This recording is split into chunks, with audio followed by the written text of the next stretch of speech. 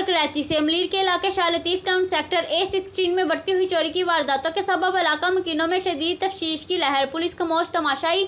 तफसील के मुताबिक मलीर के इलाके Shah Latif town sector A16 में रोजाना की बुनियाद पर बढ़ती हुई चोरी की वारदातों के सबब इलाका मकीन कीमती अशिया से महरूम।